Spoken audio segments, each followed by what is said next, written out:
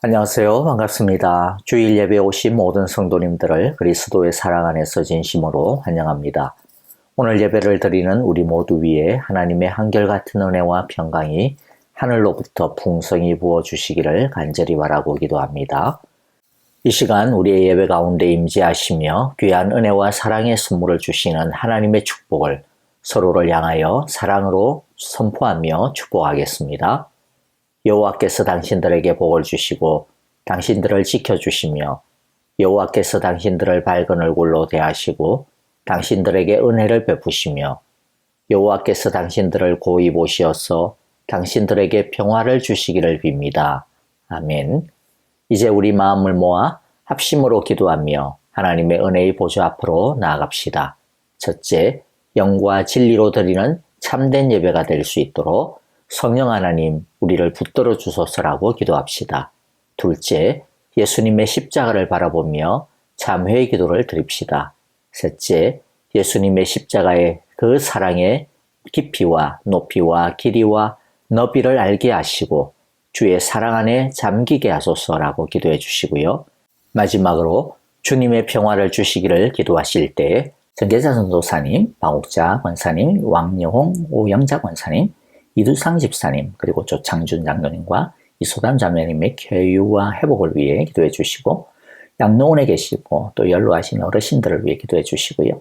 또 우크라이나의 평화를 위해서 기도하시고, 또 우리 사역하시는 전만규 김미정 선교사님 계속하여서 우크라이나를 위하여 사역할 수 있도록 이 체류 신분, 이 비자 문제 잘 해결할 수 있도록 기도해 주시기를 바랍니다. 우리 목장 선교사님들을 위해서도 계속해서 기도하겠습니다.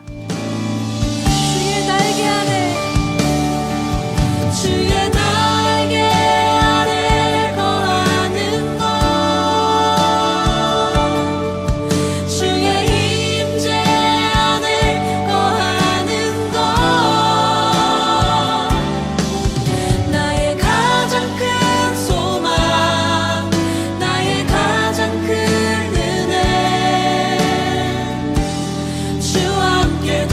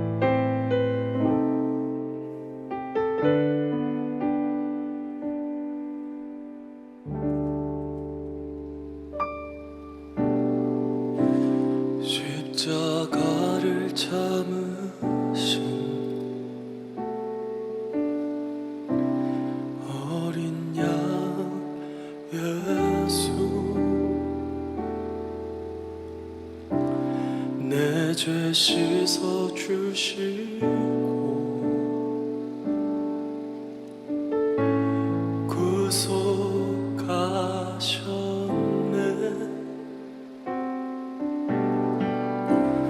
어둠을 물리치신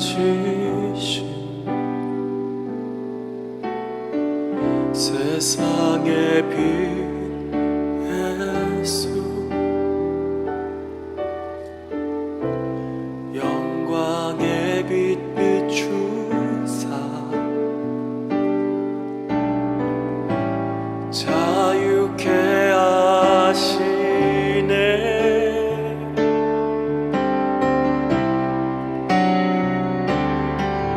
예수 하나님의 완전한 사랑, 예수 하나님의 값없는 은혜, 예수 하나님의 놀라운 지혜, 아름다운 그 이름 예수. 십자가를 참으신 십자가를 참으신 어린 양 예수, 어린 양 예수, 아멘. 내 죄 씻어 주시고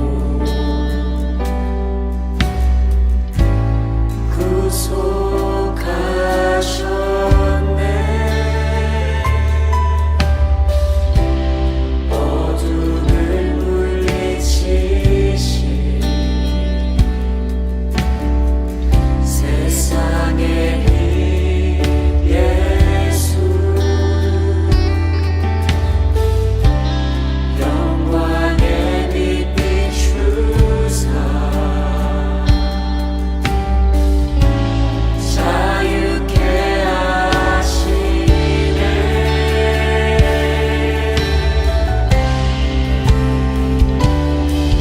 예수 하나님의 완전한 사랑, 예수 하나님의 값없는 은혜, 예수 하나님의 놀라운 지혜,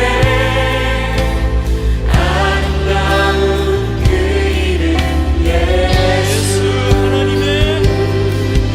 예수 하나님의 완전한 사랑, 예수 하나님의 값없는 은혜, 예수 하나님의 놀라운 지혜, 아름다운 그 이름 예수,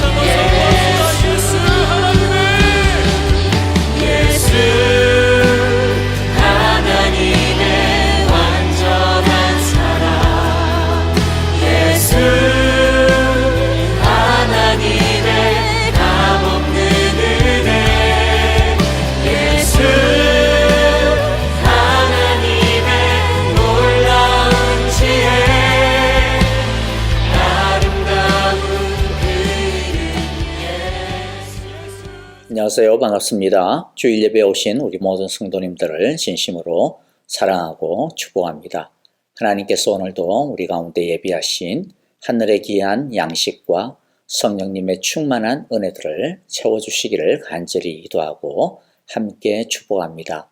여러분들 공동체 소식 주보를 통해서 좀 참조해 주시고요.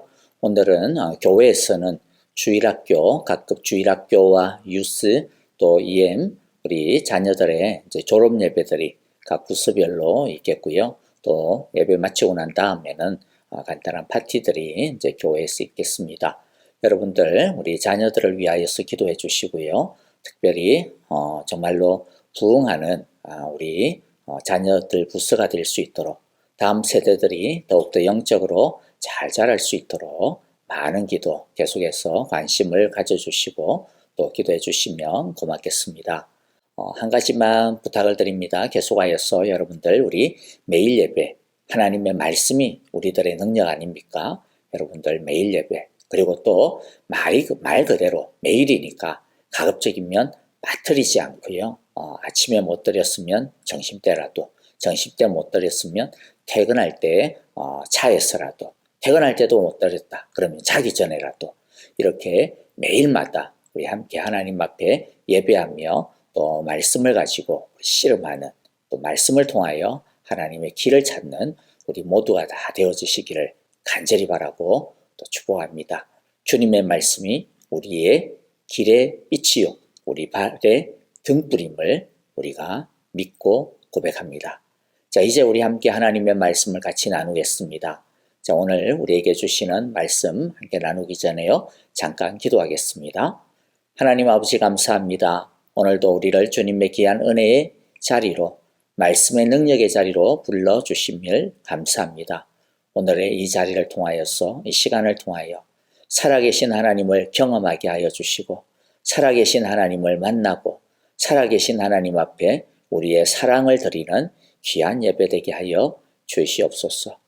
주의 살아있는 음성을 우리 모두가 듣게 하여 주시고, 그 뜻을 헤아려 우리의 삶 가운데서 주님을 따르고 주님을 본받는 우리 온 성도들 될 수 있도록 축복하여 주시옵소서.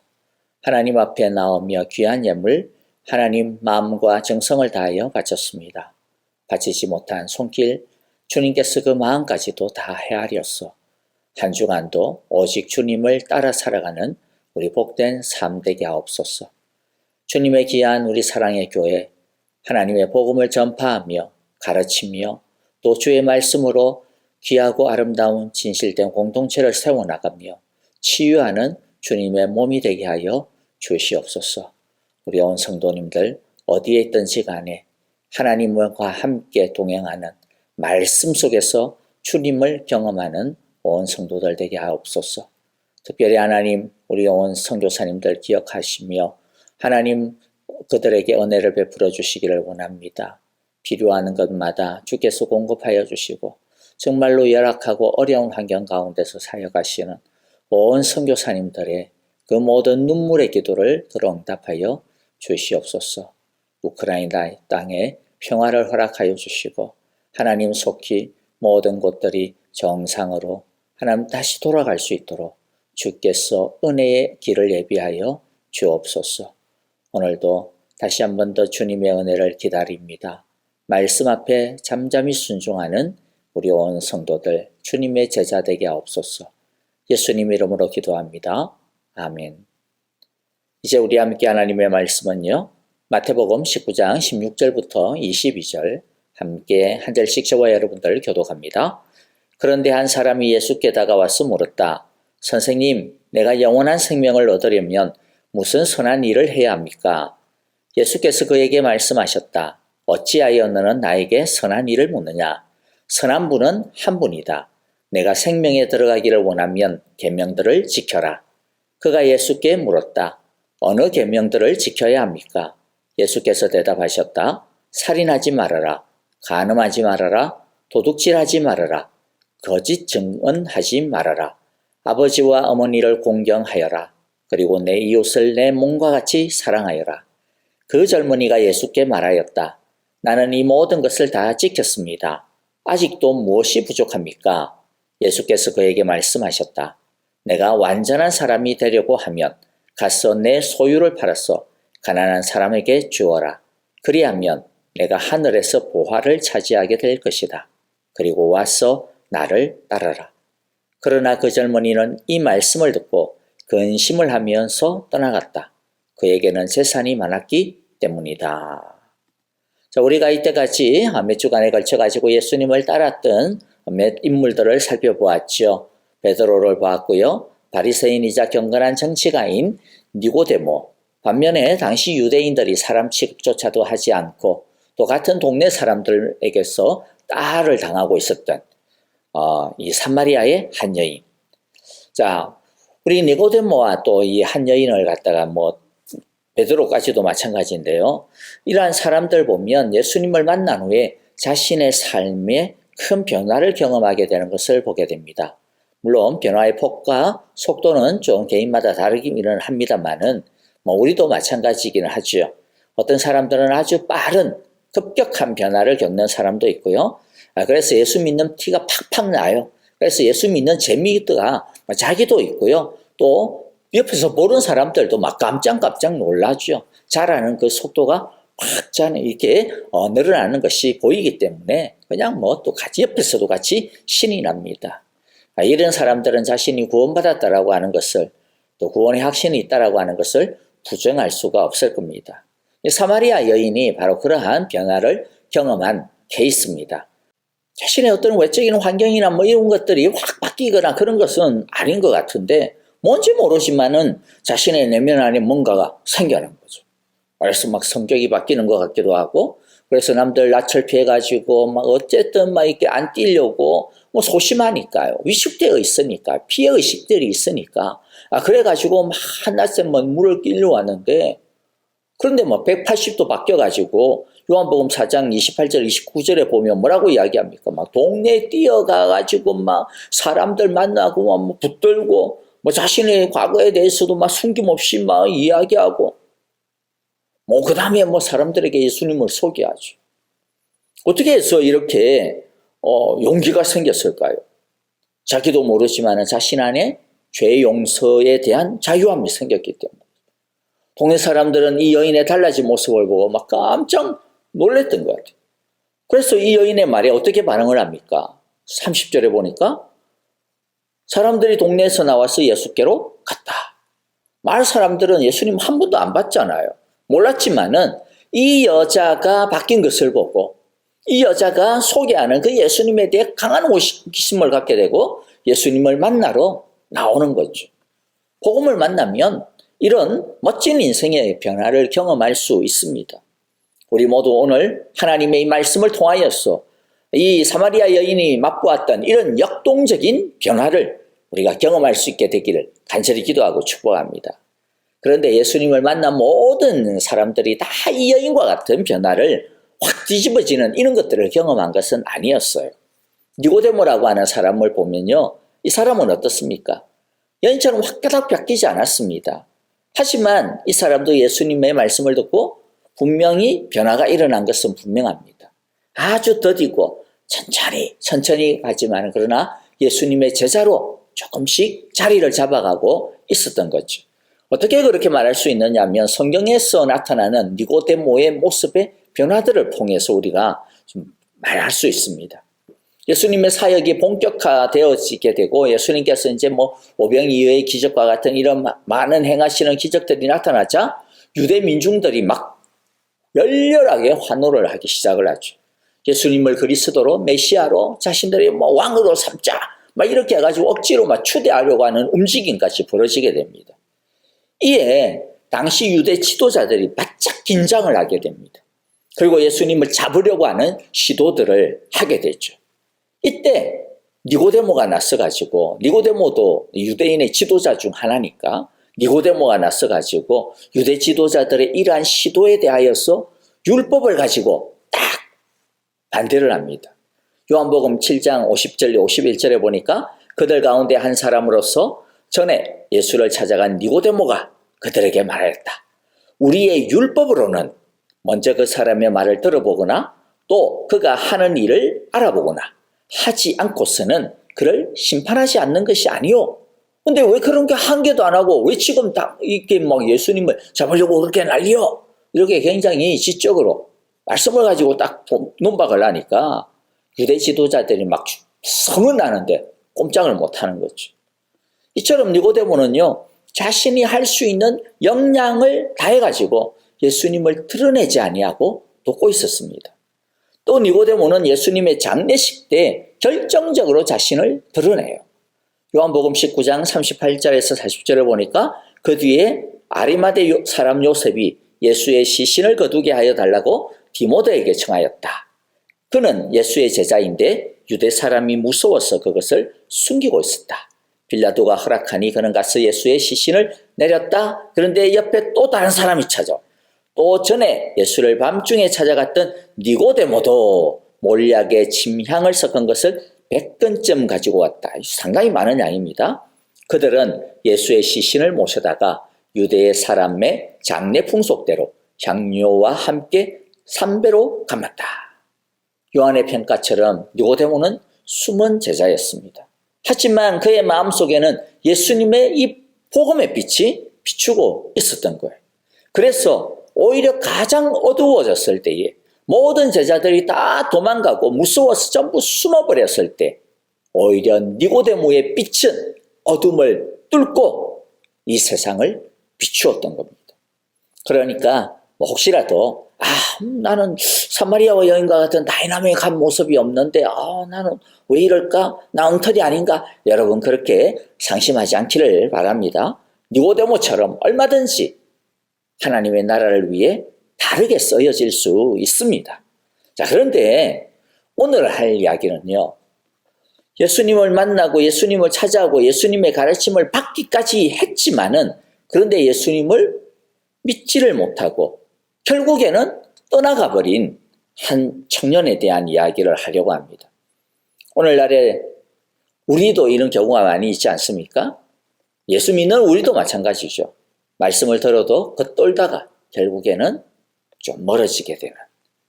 자, 오늘의 주인공은 부자 청년입니다. 이 부자 청년이 예수님을 인터뷰하려고 찾아왔습니다. 그가 예수님을 찾아온 이유가 무엇인가요? 이 부자 청년이 온 이유는 아주 명확합니다. 16절에서 이야기하죠. 선생님, 내가 영원한 생명을 얻으려면 무슨 선한 일을 해야 합니까? 어떻게 해야 영원한 생명, 영생을 얻을 수 있겠습니까? 라는 것이죠. 영원한 생명이 뭡니까? 영원한 영생을 우리가 잘 아는 단어로 바꾸면 구원이에요, 구원. 예수님, 내가 어떻게 구원을 얻을 수 있습니까? 뭘 해야 됩니까? 라는 거죠. 이 청년은 예수님께 자기가 구원을 받고 싶어서 찾아온 것입니다. 사실 이 청년만큼 예수님을 찾아오는, 좀 이런 좋은 동기를 가지고 찾아오는 사람을 찾기 쉽지 않습니다. 많은 경우 예수님을 찾아올 때 뭐 때문에 찾아와요? 낫고 싶어서 옵니다. 귀신 좀 쫓아내주세요. 아니면 오늘 우리 같으면 어떤 사업이 잘 안 됐어. 어떻게 해야 내 자녀가 잘 될까요? 이런 경우가 많죠. 근데 이 청년은요, 명확했어. 영생, 구원. 굉장히 올바른 목적이죠. 그리고 또 이 청년은요, 예수님이 이 영생의 길을 알고 있다는 것도 알았어. 그것을 또 믿었어요. 또 자기에게 영생이 없다라고 하는 것, 이게 문제다라고 하는 것, 자기에게 영생이 필요하다라고 하는 것도 알고 있었습니다. 사람들이 볼 때는 부자니까 하나님의 축복을 많이 받았겠구나. 또 이 사람 청년이지만은 종교 지도자였거든요. 그러니까 지위도 있는 사람이에요. 그러니까 다들 이렇게 부러워하고 떠받들었을 텐데, 그런데 자기의 마음에는 자신이 가진 그 어떤 것으로도 채워질 수 없는 공허함과 불안함이 있었던 거죠. 그런데요, 다른 사람들은요, 이런 마음이 있어도 어떻습니까? 금방 잊어버려요. 금방 잊어버립니다. 깊이 생각하지 않기 때문이죠. 그런데 이 청년은 이 문제를 깊이 다룹니다. 그런 것을 보면요, 여러분, 이 청년은 니고데모보다도 낫다고 볼 수도 있고요, 사마리아 여인과는 비교할 수가 없을 정도죠. 그리고 이 청년의 태도가 얼마나 진지한지 몰라요. 동일한 장면을 기록하고 있는 이 마가복음에는 보면, 마가복음 10장 17절에 보니까 예수께서 길을 떠나시는데 한 사람이 달려와서, 이 동일한 청년입니다, 그 앞에 무릎을 꿇고 그에게 물었다. 선한 선생님, 내가 영원한 생명을 얻으려면 무엇을 해야 합니까? 니고데모는 예수님 찾아왔을 때 아무도 안 보는 한밤중에 몰래 찾아왔어요. 근데 이 사람은 벌금 100주 대낮에 많은 사람들이 예수님을 따르고 있어요. 그런데 그것을 뚫고서 어떻게 했어요? 공개적으로 그것도 막 달려왔습니다. 그리고 달려와서는 어떻게 했습니까? 무릎을 팍 꿇어버렸어요. 얼마나 간절하고 간급한지를 보여주시오. 당시의 종교 지도자들이나 바리새인 사람들, 아마도 이 청년도 그와 같은 사람이었을 텐데요. 그 사람들은 예수님을 깔보았습니다. 적대시했습니다. 그런데 이 청년은 나중에 자신의 동료들이 야, 너 그랬다며 뭐 이러면서 손가락질하고 뭐 이렇게 막 할 것을 개의치 않았습니다. 무릎을 팍 꿇었어요. 여러분, 우리 중 지금 이 예수님에 대해서 이런 마음과 자세, 이 청년만큼 이러한 어떤 간절함과 갈급함, 이러한 마음을 가지고 예수님 앞에 난 나온다, 난 하나님을 찾는다, 이렇게 말할 수 있는, 자신 있게 말할 수 있는 사람 과연 얼마나 될까요? 야, 이 청년은 진짜 사실 귀한 청년입니다. 그래서 예수님도요, 이 청년을 진심으로 축복하셨어요. 그래서 복음의 핵심을 이 청년에게 주셨습니다. 그런데 이 부자 청년은 예수님으로부터 영생의 길을 들었는데도 불구하고, 명확하게 들었는데도 불구하고, 그것을 찾으려고 왔는데, 그것을 찾으려고 부끄러움을 무릅쓰고 무릎까지 꿇었는데, 오히려 듣고는 근심하고 돌아섰어. 도대체 왜 그랬을까? 도대체 왜 그랬을까? 그가 그렇게 간절했는데, 그가 그렇게 열정적이었는데. 오늘날에도 많은 사람들이 예수님을 만나러 교회에 옵니다. 예배도 드리고 성경도 배우고, 그런데 들었는데도 왜 제자리일까요? 많은 사람들이 하나님을 더 알고 싶다라고 성경 공부도 많이 합니다만은, 그렇게 열심히 교회 다니고 성경 공부도 많이 하고 진짜 열정적으로 교회 봉사도 많이 하고 그러는데 왜 안 자랄까? 왜 변하지 않을까? 왜 근심할까? 왜 돌았을까? 여러분, 그게 저의 너무 큰 고민이에요. 너무 큰 질문입니다. 왜 우리는 안 변할까? 그렇게 많이 듣는데도. 오늘의 말씀이 이 질문에 대한 모든 답이 될 수는 없겠지만은요.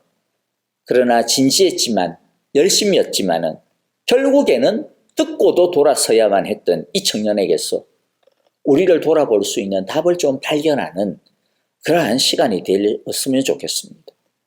이 청년과 예수님과의 본격적인 대화를 통해 두 가지 정도의 실마리를 발견해 볼 수 있지 않을까라는 생각을 합니다. 어떻게 해야 영생을 얻을 수 있겠습니까? 라고 하는 이 청년에게 주신 예수님의 첫 번째 대답이 뭐죠? 17절부터 19절이에요. 먼저 17절을 보니까 예수님이 그에게 말씀합니다.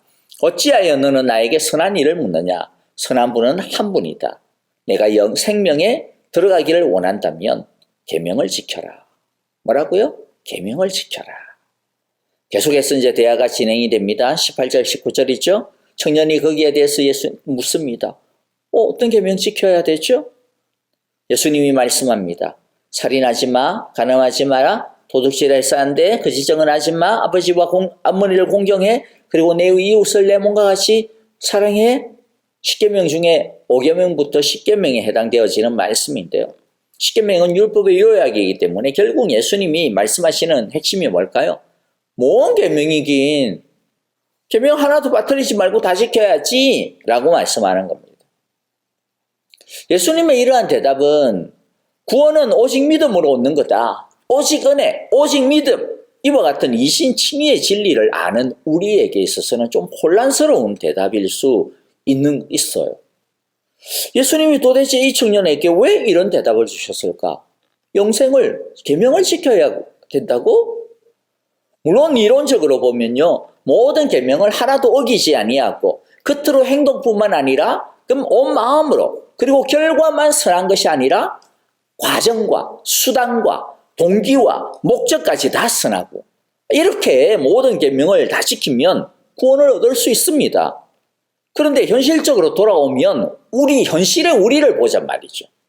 어떻게 그렇게 하나도 어기지 아니하고 다 지킬 수 있는 사람이 있을까? 있어요? 없죠. 죄인이기 때문에 불가능합니다.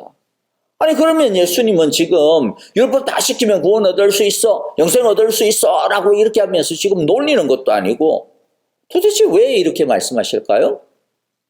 진짜 그렇게 하라고 그렇게 말씀하시는 것일까요? 그게 아닙니다. 일종의 충격요법이에요. 내가 율법을 진짜로 다 지킬 수 있어? 진짜로 다 할 수 있어? 라고 반문하는 것이죠. 그래서 진짜 다 할 수 있다라고 생각을 했는데 보니까 나 할 수 없구나, 아니구나 라고 하는 것을 깨닫게 하시려는 것입니다. 그러니까 계명을 지키라고 하는 예수님의 이 말씀의 핵심이 뭐라는 것이에요? 너는 계명을 다 지킬 수 없는 죄인이야. 영생을 얻고 싶어? 그러면 너 자신이 얼마나 큰 죄인인지를 바로 알아야 돼. 너 자신의 힘으로는 아무런 선도 이룰 수 없다라고 하는 죄인이라고 하는 것을 알아야 돼. 너 자신을 버려야 돼 라고 말씀하시는 거예요. 그런데 이 청년은 어떻게 반응을 해요? 20절에 보니까 나 이 모든 걸 다 지켰습니다. 아직도 뭐 부족합니까? 참, 도대체 이걸 뭐 자신감이라고 해야 되나요? 교만이라고 해야 되나요? 여러분, 이 청년이 지금 뭐라고 대답하는 겁니까? 예수님, 나 다 했어요. 나 괜찮은 사람이에요. 나 그렇게 큰 죄인 아니에요. 나 선하게 잘 살고 있어요. 라고 대답하는 거죠. 분명히 이 청년은 다른 어떤 사람들보다도 진지하게 예수님을 찾아왔고 자신에게 구원이 필요하다는 것을 알았고 그것을 간절하게 구했고 예수님으로부터 말씀도 들었는데도 왜 실패했을까? 베드로나 사마리아 여인보다 모든 면에 있어서 월등하게 훌륭했는데도 불구하고 왜 베드로와 사마리아 여인은 예수님을 만나고 영생을 얻었는데 이 청년은 그토록 원했던 것을 코앞에 두고도 듣고도 보고도 실패했을까? 이 청년이 열심이었지만 영생을 얻는 데 실패한 첫 번째 이유는요, 자신이 죄인임을 인정할 수 없었기 때문입니다. 자신의 힘으로 선할 수 있다라고 하는 교만 때문인 것이죠. 계명을 지키라는 이 말씀에 청년이 답한 게 뭐라고요? 나 그거 다 지켰어요. 이 청년은 왜 자신이 다 계명을 지켰다라고 그렇게 자신만만하게 대답할 수 있었을까요? 하나는요, 이 청년 당시 유대인들이 흔히 생각했듯이 이 청년도 의로움의 기준을 하나님이 말씀하시는 그 기준이 아니라 자기들의 기준으로 생각하고 있는 거예요. 외적인 것으로만 생각하기 때문입니다. 그러니까 살인하지 마 하니까 당연히 나 살인 안 했는데요 라고 이야기하는 거죠. 근데 하나님은 살인이라고 하는 외적인 기준만을 말한 게 아니지 않습니까? 하나님의 기준은 어디였어요? 내적인 것이었습니다. 그게 더 중요하다라는 것이죠. 그래서 미워하는 충동도, 존중하지 아니하는 마음도, 용서하지 아니하는 마음도 살인이야. 마태복음 5장 21절 22절에 보니까 옛 사람들에게 말하기를 살인하지 말아라. 누구든지 살인하는 사람은 재판을 받아야 할 것이다 한 것을 너희는 들었다. 그러나 나는 너희에게 말한다. 자기 형제나 자매에게 성내는 사람은 누구나 심판을 받는다. 자기 형제나 자매에게 얼간이라고 말하는 사람은 누구나 공의에 불려갈 것이고 또 바보라고 하는 사람은 지옥불에 던져질 것이다. 무시하고, 그렇죠? 낮추고, 깔아뭉개고, 존중하지 아니하고. 그것도 뭐라는 겁니까? 살인이라. 이어서 말하는 것은 화목하지 아니한 것도 살인이라. 이 청년 대놓고 간음 안 했겠죠. 당연히. 그런데 하나님은 외적인 간음만이 아니라 자기 아내가 아닌 다른 여자에 대하여서 부적절한 모든 마음과 무의식적인 그러한 충동까지도 간음이라고 하는 카테고리에 넣는 거죠. 마태복음 5장 27절 28절에 보니까 뭐라고요? 여자를 보고 음욕을 품는 자마다 간음했다.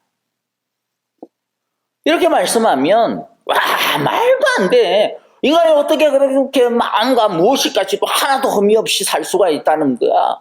어떻게 어떻게 이걸 다 지켜? 막 펄쩍펄쩍 뛰겠죠. 근데 그게 하나님의 원래 선의 기준인 거예요. 근데 여러분, 오늘날도 이 유대인들하고 똑같지 않아요? 겉으로 드러나는 행위만 문제가 없으면, 결과만 좋으면, 다른 사람에게 들키지만 않으면, 사람들에게 뭐 괜찮아 보이기만 하면 어렵다. 그렇게 생각을 합니다. 그러나 하나님은 중심을 봅니다. 왜 우리가 말씀을 그렇게 공부하고 예배를 그렇게 드려도 왜 변화에 실패하고 복음의 능력을 제대로 경험하지 못할까? 어려워서가 아니라 하나님의 기준을 안 따르기 때문입니다. 열심히 하는데 기준이 아닌 거예요. 하나님의 기준 중심까지 하나님은 중심까지 내려가기를 원하는데 우리는 그 모습을 치장하는 것으로 그냥 끝내버립니다. 그것도 아주 짧은 기간 동안의 말입니다. 그러면서 하는 말이 뭡니까? 나 다 했다라는 거예요. 나 이루었다라는 거죠. 오늘날 우리의 믿음의 힘이 없는 이유는 아이러니하게도 말씀의 기준을 너무 낮추어버린 것에 있어. 기독교의 신앙을 하나님이 세우신 원래의 말씀의 기준이 아니라 우리가 할 수 있는 수준, 그것도 사실 못하는데 그거 자꾸 낮추는 거죠. 기준과 수준을 낮추면 일어나는 현상이 두 가지입니다. 하나는요, 수준이 형편없이 낮아집니다. 낮추면 낮출수록 계속 낮아집니다. 낮췄다고 해서 거기에 도달하느냐? 아니에요. 맨날 70%, 50% 그까지입니다. 그러니까 또 낮추면 또 내려가고 또 내려가고. 그렇기 때문에 하나님의 말씀대로 한번 열심히 해보자라고 하는 말이 씨알이 안 먹히게 되는 거죠. 왜 굳이 그렇게까지 어렵게 해야 되느냐라는 거예요. 그래서 계속 밑으로 내려가게 됩니다. 그런 상황 속에서 어떻게 제대로 된 변화를 기대할 수 있겠어? 또 다른 하나는 이렇게 수준을 낮추다 보니까 자기는 잘 하고 있다라고 착각을 하는 겁니다. 이만하면 괜찮다라는 자기의에 빠지는 것이죠.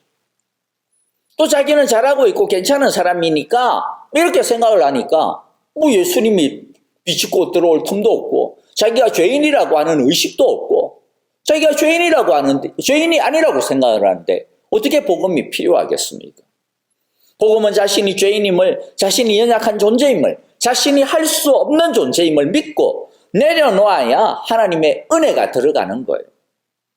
그런데 자기는 괜찮은 사람이라고, 자기는 잘 살고 있는 사람이라고 그렇게 하는 사람은 하나님이 필요 없는 거죠. 자기 힘으로 다 할 수 있는데 뭐가 필요하겠습니까? 하나님은 어떤 면에 있어서는 하나님을 찾지만은 사실은 뭐예요?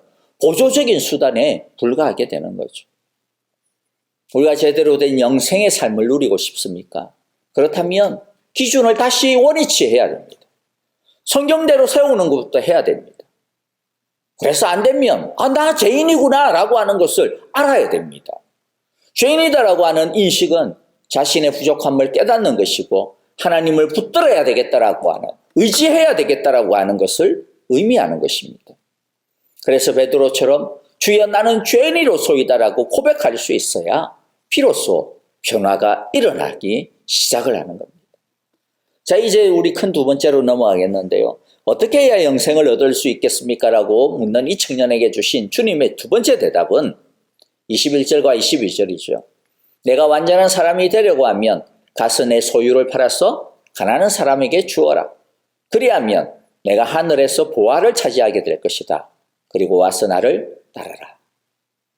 이 말씀의 궁극적인 예수님의 의도는요, 그가 주님께 진짜 순종하느냐 아니냐 이것을 보려고 하는 거예요. 너의 믿음의 실체가 뭐냐라고 하는 것을 보려고 하는 겁니다. 주님은 소유를 팔아가지고 그것을 가지고 자선 행위를 하면 그걸 통해 가지고 구원을 얻을 수 있다 이런 말씀을 하시려는 게 아닙니다. 또 언제나 무소유의 삶을 살아야 그래야만 구원을 얻을 수 있다라고 하는 것을 말씀하시는 것도 아닙니다. 예수님의 의도는요, 너의 생명을 어디에다가, 누구에다가, 무엇에다가 걸겠느냐라는 거예요. 너의 생명과 너의 미래와 너의 안전을 너가 지금 가지고 있는 그 소유에다가 걸래? 아니면 나에게다가 걸래? 라고 하는 거예요. 너는 진짜 너의 생명과 안전과 미래가 나에게 있다라고 믿냐? 라는 거죠. 나를 신뢰하냐? 라고 묻고 있는 겁니다. 우리가 영생을 얻으려면 우리가 가진 이 모든 것들을 문자 그대로 다 남들에게 나눠줘야만 얻을 수 있다. 그걸 말씀하는 게 아닙니다. 핵심은 뭐예요? 반드시 예수님이 첫째여야 된다라는 거예요. 예수님을 인생의 첫 자리에 모셔야 된다라는 겁니다.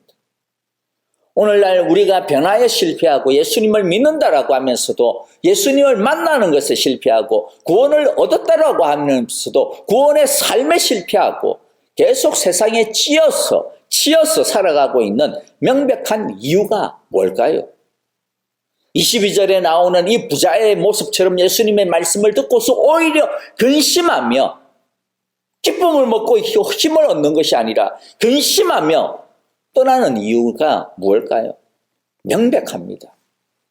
이 청년처럼 예수님을 첫 자리에 모시는 믿음이 없기 때문이에요. 예수님이 나의 왕이십니다라고 말은 하지만은 그러나 실상은 계속 자기 소유의 자기 생명을, 자기 안전을, 자기의 미래를 걸고 있기 때문입니다.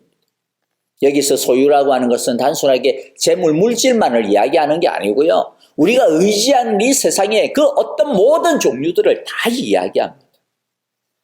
우리는 예수님을 믿는다고 하면서도 그러나 예수님만을 믿지 않기 때문에 예수님을 믿지 예수님만을 믿는 게 아닌 거예요. 예수님도 믿는 거지. 그러다 보니 계속 양다리의 고통을 당할 수밖에 없는 겁니다. 예수님을 믿는다는 것은 예수님이 우리의 주인 되심을 인정하고 신뢰하고 따르는 것을 뜻합니다. 예수님을 믿는 것은 지식의 문제가 아닙니다. 이해의 문제가 아닙니다. 예수님이 청년에게 뭐라고 말씀하셨어요? 나를 따르라 라고 이야기했어요. 믿음은 따름의 문제예요. 믿음은 신뢰의 문제입니다. 믿음은 순종의 문제입니다. 믿음은 헌신의 문제입니다. 믿음은 충성의 문제입니다. 그러면 많은 성도들이 이렇게 반문합니다.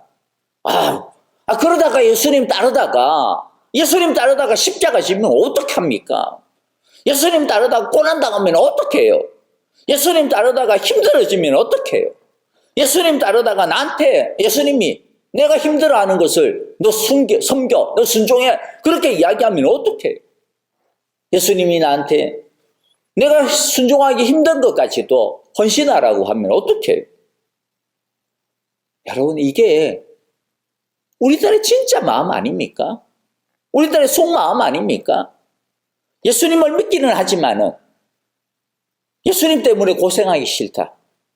예수님을 믿기는 하지만은 예수님 섬기기는 싫다. 예수님 믿기는 하지만 순종하기는 싫다. 그냥 좋은 것만 취하고 싶다. 그래서 근심하며 결국 배회하고 떠나는 거죠. 그래서 변화가 없고 능력이 없는 겁니다. 예수님을 따르면 내 십자가를 질 수 있습니다. 당연히 십자가 집니다. 믿음은 그것까지도 지겠다라고 하는 고백입니다. 그게 믿음입니다. 예수님을 따르면 고난을 당할 수 있습니다. 그런데 믿음은 그것까지도 당하겠다라고 하는 고백인 것입니다. 예수님을 따르면 힘든 일을 하게 되는 섬겨야 되고 수종해야 됩니다. 믿음은 그것까지도 하겠다라고 하는 고백인 것이죠. 그렇게 된다면 우리가 겁내듯이 그렇게 한다고 해서 우리가 약해지지 않아요. 망해지지 않아요. 여러분 운동선수가 있는데 입에 단내가 나도록 고생하는 거 막 싫어하고 그냥 그저 편하게 그냥 어떻게 뭐 아이스크림이나 먹고 막 자기 할 거 다 하고 뭐 잘 거 다 하자고 그러면서 우승을 바란다면 그러면서 1등을 바란다면 여러분이 그 선수에게 뭐라고 말할 것 같아요?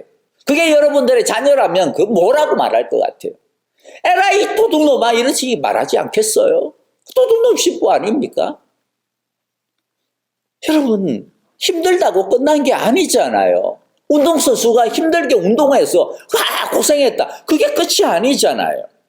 오히려 그것으로 인해 가지고 승리가 있고 영광이 있고 풍성함이 있는 거 아닙니까? 주님을 따름도 마찬가지입니다. 왜 주님이 우리 보고 따르라고 하겠어요? 고생시키려고? 십자가 지고 낑낑거리는 거 보면서 그냥 고소하게 생각하시려고?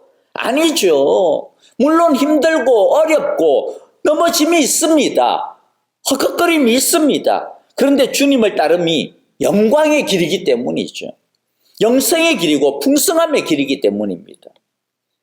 믿음은 따름입니다. 따름이 영광입니다. 여러분 물론 우리는 완벽하게 주님을 따르지 못해요. 그래서 나 완벽하게 못 따르는데 그럼 나는 실패한 건가? 여러분 그게 아니고요. 가짜 믿음 그것도 아니고요. 중요한 것은 반드시 따르려는 순종하려는 이 마음의 자세를 갖는 게 중요한 거예요. 예수님이 이 청년에게 뭐 처음부터 완벽하여라 이거 아니잖아요. 결단하라는 거죠.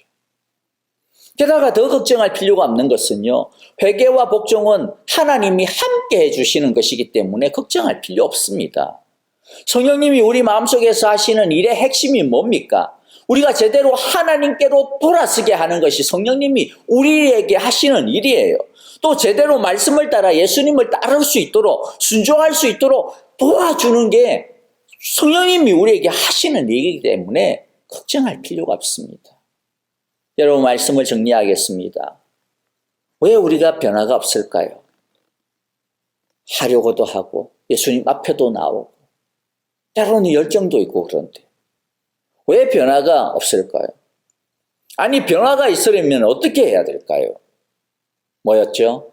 하나님의 기준이 아니라 자기의 기준으로 낮춰버린 이 기준을 높여야 합니다. 세상의 기준으로, 자기의 기준으로 낮춰버린 우리의 이 믿음의 기준을 다시 원위치 하나님의 말씀의 기준으로 되돌려 놓아야 됩니다. 하나님의 말씀의 기준으로 돌아가야만 우리는 다시 시작할 수 있습니다. 자기가 잘하고 있다라고 하는 이 착각에서 벗어나야 합니다. 그리고 예수님을 첫 자리에 모셔야 합니다. 예수님을 따라가야 합니다. 믿음은 아는 것이 아니라 아는 것을 넘어 따르는 것임을 우리 모두 기억합시다. 우리 모두 온전히 주님을 따름으로 진정한 영생의 능력과 축복을 살아가시기를 간절히 기도하고 축복합니다. 기도하겠습니다. 하나님 아버지, 오늘 이 귀한 말씀 우리에게 허락하여 주심을 감사합니다. 주님, 그냥 예수님께 나와서 빙빙빙빙 겉도는 인생 되지 않게 하여 주시고 주님의 말씀처럼 낮춰진 우리의 기준을 다시 하나님의 기준에 제자리에 돌려놓음으로써 그 주님의 말씀을 따라서 살아가려고 열심을 다하게 하시고 또한 참으로 나를 따르라 라고 말씀하시는 그 주님의 말씀을 따라 우리 모두가 십자가를 각오하고 순종의 길에 들어서게 하여 주시옵소서. 하나님 아버지, 편하다라고 해서 우리가 영생의 삶을 살아갈 수 있는 게 아니고 힘들고 고생한다라고 해서 망하는 것이 아님을 우리 모두가 기억하기를 원합니다. 도리어 십자가를 지고 주님을 따르는 그 길이 영광의 길이요, 승리의 길이요, 면류관의 길임을 우리 모두가 알게 하여 주시옵소서. 주님을 첫 자리에 모시고 따름이 영생의 길임을 오늘 이 말씀을 통하여 우리 마음 가운데 다시 깊이 새기고 온전히 주님만을 순종하며 따르는 우리 온 성도들 되게 하옵소서. 영생의 삶을 살게 하옵소서. 이제는 우리 주 예수 그리스도의 크신 은혜와 하나님 아버지의 귀하신 사랑하심과 성령님의 인도하시며 늘 함께 동행하여 주시는 이 귀하신 은혜와 권세가 이제 주님의 말씀 따라 순종의 길, 따름의 길, 하나님의 말씀 기준의 길을 살아가기로 결단하고 주 앞에 결심하며 헌신하며 다짐하며 순종하고자 하는 우리 온 교우들과 하나님께서 우리에게 주신 모든 가정과 자녀들, 우리의 모든 생업과 믿음의 걸음 위에 이제로부터 영원토록 함께 계시기를 축원하옵나이다. 아멘.